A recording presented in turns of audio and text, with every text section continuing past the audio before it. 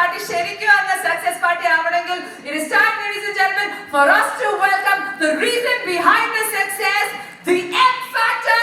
Let's give it up for the one and only നമ്മുടെ പ്രിയപ്പെട്ട Mammukka. Volker is here in the house. Welcome back. Welcome back. Can we stand up and give them a loud round of applause? Chatta Pacha, the ring of rowdies.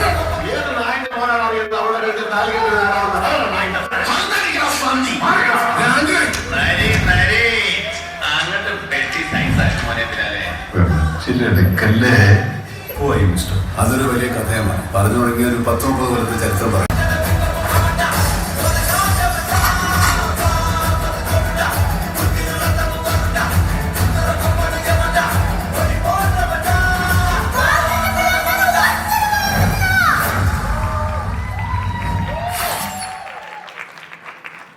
The Q Studio presents the M Factor Chatta Pacha Success Party, powered by Joy Alucas, our strength partner Kenza TFT Steel Bars. Mമ്മൂക്ക joined the team and then എല്ലാം മാറി. റോസ ആദ്യം സംസാരിക്കണം. റോസക്ക് എന്താ പറയണ്ടേ? റോസ അമ്മ വേണ്ടല്ലോ. റോസ എന്താ പറയാനുള്ളത്? മമ്മൂക്ക വേറെക്കാൾ കുറച്ച് ദിവസങ്ങൾക്ക് ഞാൻ ബ്രഹ്മയുഗം കണ്ടിട്ടുണ്ടായിരുന്നു. അപ്പൊ എനിക്ക് ഭയങ്കര ഇഷ്ടപ്പെട്ടു മമ്മൂക്കയുടെ ആക്ടിങ്. മമ്മൂക്ക ശരിക്കും അങ്ങനെ ചെയ്യാണോ എന്ന് വെച്ചു. പക്ഷെ കുറച്ച് ഞാൻ പേടിച്ചു. പിന്നെ മമ്മൂക്ക വന്നപ്പോ ഞാൻ ആകെ എന്റെ കിളി പോയി. ഇതെന്താ അത്? അപ്പൊ മമ്മൂക്കയുടെ ആക്ടിങ് ഞാൻ തിയേറ്ററിൽ എന്റെ കൂടെ കണ്ടപ്പോ എനിക്ക് ഭയങ്കര സന്തോഷമായി. ഇഷ്ടപ്പെട്ടോ? എന്താ ഏറ്റവും ഇഷ്ടപ്പെട്ടെ മമ്മൂക്കയുടെ ആക്ടിങ്ങില്? അവിടെ ആക്ടിങ്ങില് മമ്മൂക്ക വരുമ്പോ ഒരു ഫൈറ്റ് ഉണ്ടല്ലോ, ആ ഫൈറ്റ് ഇഷ്ടപ്പെട്ടു. അപ്പൊ നമുക്ക് മമ്മൂക്ക എടുത്ത് ചോദിക്കാം. മോൾക്ക് എന്താ മമ്മൂക്ക എടുത്ത് ചോദിക്കാനുള്ളത്? എന്തെങ്കിലും ചോദ്യം ആദ്യം തന്നെ മോള് റോസമ്മ തന്നെ അങ്ങ് ചോദിച്ചോ. മമ്മൂക്ക എന്റെ ആക്ടിങ് അങ്ങനെ ഉണ്ടായിരുന്നു?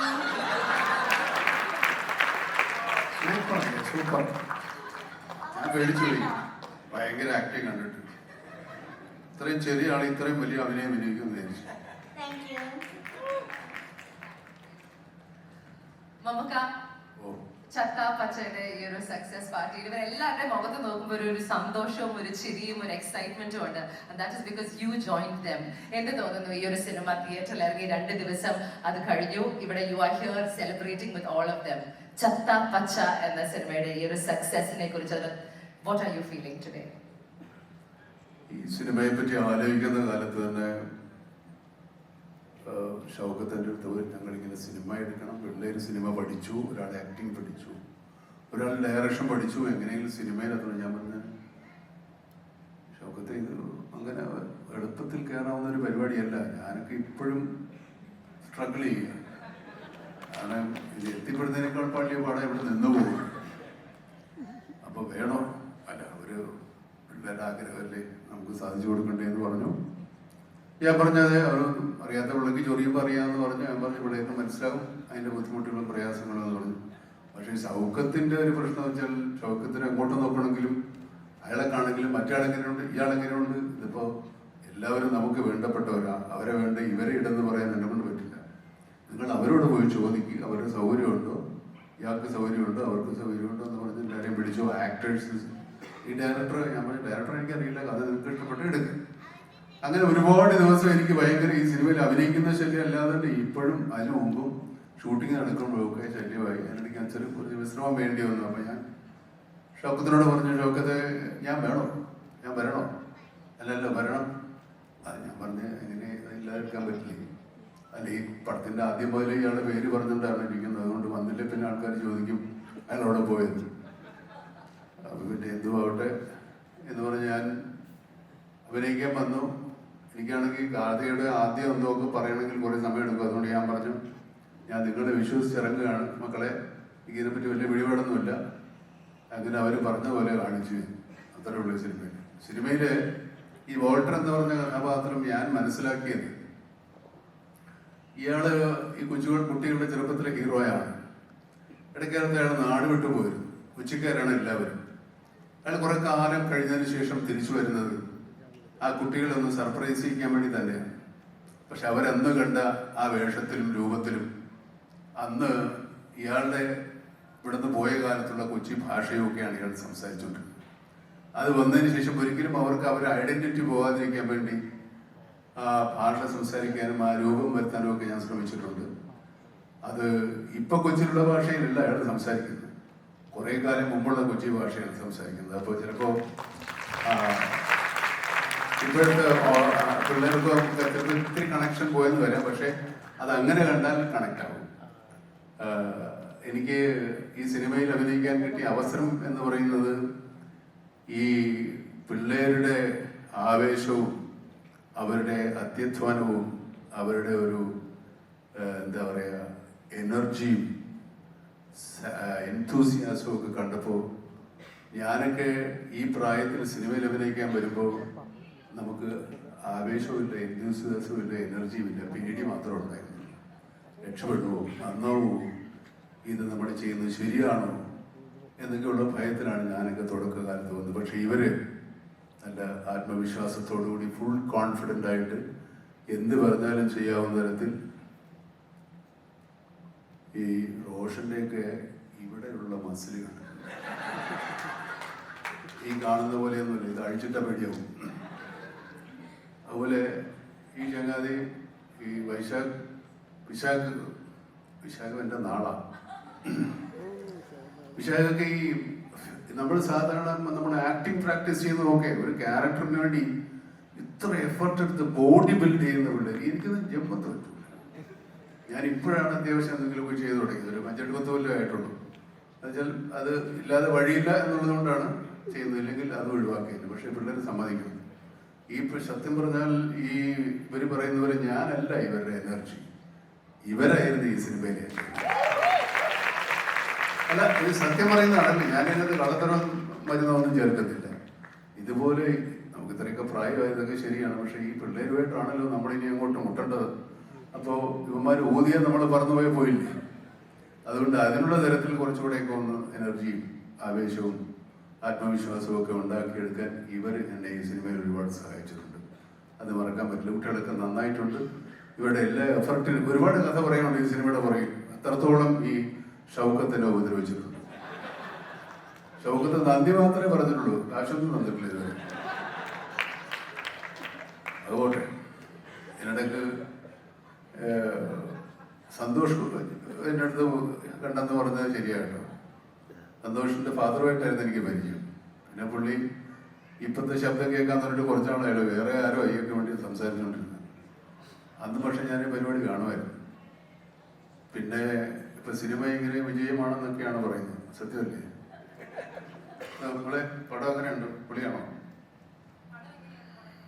സൂപ്പർ പൊളിച്ചടുക്കി. അപ്പൊ അത്രേ ഉള്ളൂ. എല്ലാവർക്കും സന്തോഷം. ഇനിയും ഞാൻ ഈ അദ്വൈത് നമ്മൾ ഓരോ ഷോട്ട് കഴിയുമ്പോൾ ഇങ്ങനെ നോക്കുന്ന ഞാൻ കേട്ടിട്ടുണ്ട്. ശരിക്കുള്ള ആണോ അതോ വേറെ എന്തോ ആണോ എന്നല്ല. He was so enthusiastic. നമ്മൾ വെച്ചിട്ട് ഒരു പടം ചെയ്യുമ്പോൾ അത്ര ഒരു കോൺഫിഡൻസും നമ്മൾ പിന്നെ ഒന്ന് ഞാൻ ആലോചിച്ചത്, നമ്മളിനിയിപ്പോൾ ഒരു വലിയ നടനാണെന്നൊക്കെ പറഞ്ഞിട്ട് ഇവരെ മുമ്പിൽ പോയി മോശമാകല്ലോ ആകരുതല്ലോ എന്ന് വിചാരിച്ചിട്ടാണ് ഇവർ പറയുന്നത് മാത്രമേ ഞാൻ ചെയ്തിട്ടുള്ളൂ. കയ്യിൽ നിന്നൊന്നും കൊണ്ടുപോയില്ല. അതിന് മാത്രമൊന്നും കിട്ടുന്നുമില്ല സിനിമയെന്ന്, അത് വേറെ കാര്യം. അപ്പൊ ഇവര് പറഞ്ഞു ചെയ്തു. അത് എന്തായാലും നല്ലതായാലും ചീത്തയായാലും എനിക്കൊരു ഉത്തരവാദിത്വമില്ല. ഇങ്ങനെ പരിപാടി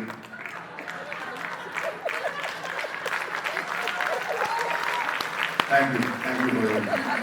നമുക്ക് ഒരു ചോദ്യം ചോദിച്ചോട്ടെ.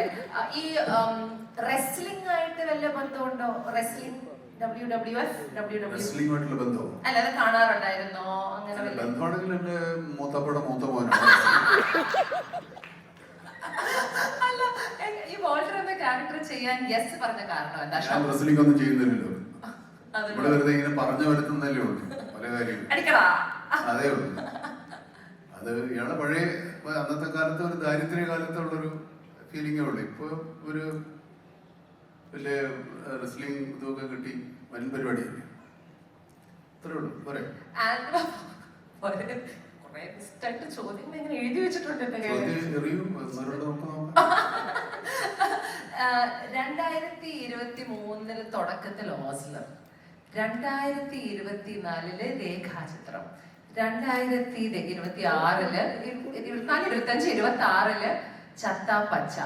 ഈ മമ്മൂക്കെ വെച്ച് ആ വർഷം തുടങ്ങിയ ആ ചിത്രം സൂപ്പർ ഡൂപ്പർ ഹിറ്റ് ആണ് എന്ന് പറഞ്ഞത് ഇപ്പൊ ഒരു വിശ്വാസമായി മാറി എന്ന് തോന്നുന്നോ? അത് മമ്മൂക്ക മനഃപൂർവ്വം പ്ലാൻ ചെയ്യുന്നതാണോ? നമുക്കൊരു ക്യാമിയോ ചെയ്തേക്കാം, നമ്മുടെ ഇല്ലെങ്കിൽ നമ്മുടെ പേര് മതി അത് ഹിറ്റ് ആവാൻ. അതിപ്പോ അല്ല, ഇങ്ങനെ പറഞ്ഞു വരുന്നത് നല്ലതാ. അടുത്ത വർഷം ഒരു ക്യാമിയോക്ക് റീമിക്സ് ചെയ്യാം അല്ലേ? ബാബുവൊക്കെ എടുക്കണമെന്ന് പറഞ്ഞിട്ടുണ്ടല്ലോ.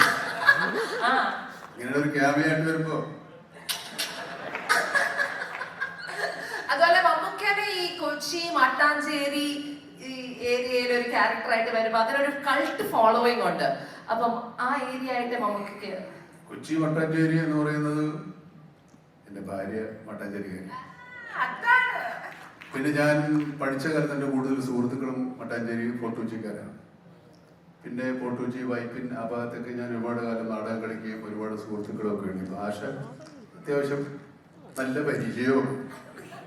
ഞങ്ങളുടെ ഒരു മട്ടാഞ്ചേരിക്കാരനോടെ ഉണ്ട്. നിങ്ങൾ രണ്ടു വാക്കൊന്നും പറയുന്നോ? പിടി ടെൻഷൻ അടിച്ച് ചാവരുത്.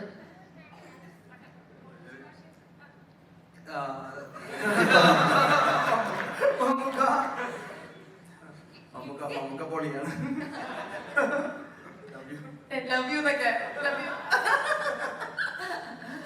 Love you to.